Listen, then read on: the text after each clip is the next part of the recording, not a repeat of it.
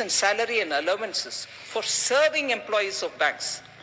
There will be an overall increase of 17% in the salary and allowances. Sivadathan has spoken about quite a few issues, particularly about the bank employees.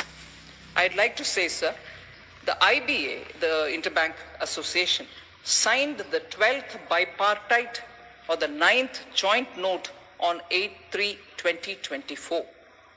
Since 1992, this is a point which I'd like to repeat any number of times, but I will say it here, sir. Since 1992, when 5-year bipartite agreements were started, that's when it started. This time, agreement has been signed within 14 months. Earlier, the average delay would be 30 months. We completed it in less than that, half the time. So in respect of the increase in salary and allowances for serving employees of banks, there will be an overall increase of 17% in the salary and allowances of the annual payslip expenses for 2021-22, which will be 12,449 crores for all public sector banks. Out of this, 17% and 3% will be loaded onto the basic pay, and the remaining will be distributed in the form of other allowances. New pay scales will be calculated after merging the DA with the basic pay as on 31/10/2022 and adding thereon a loading factor of 3%. So that's about serving employees. For pensioners, sir, monthly ex gratia has been considered in addition to pension for the pensioners and family pensioners as a one-time measure and will be applicable to the current settlement period itself. Third major thing, sir, there are several other issues, the 12th BPS and residual issues of the 11th BPS, which is old legacy issues. All of them have been handled. The pre-1986 ex gratia to retirees and their families have been increased from 4,946 rupees. They were getting only that. And 2,478 rupees. Ex gratia for retirees, 4,946. To the families, 2,478 have now respectively been increased to 10,000 rupees per month in both the cases. So where you were getting only 2,478, you're getting 10,000. Where you were getting 4,946, you're getting 10,000 per month now. That is for the pre-1986 retirees.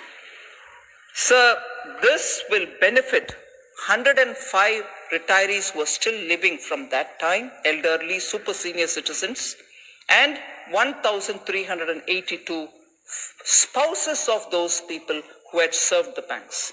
Total additional cost is 4.73 crores per annum. It is implemented since February 2023. So 100%, second point, so 100% DA neutralization to pre-2002 retirees and ex gratia. Total additional cost is 631 crore per annum. Total beneficiaries will be 1,81,805 members. DA neutralization is being offered. It is implemented since October 2023. Option to resignees, which was earlier not taken up, who were otherwise eligible to join pension scheme. Total additional cost on this ground is 135 crore per annum. This will benefit approximately 3,198 persons. So that's also achieved, sir. So the IBA has done this work, keeping in mind the bank employees, the families, the pensioners, and the retirees. The last point about Mr. Sivadathan's comment is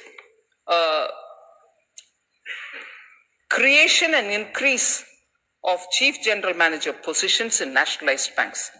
I'm talking about positions, I'm also talking about the jobs, I'm also talking about the vacancies which are getting filled up. We've taken a step which will enable banks to have better control and supervision, improved asset management, and operational efficiency. With this revision, sir, the number of CGM posts in all the 11 nationalized banks has been increased from 80 to 144. It means people are moving up the pyramid. You're filling those positions which are then getting vacated. So more people are coming in. Accordingly, the number of GM posts has also been revised from 440 to 576. The number of DGM posts from 1,320 to 1,728.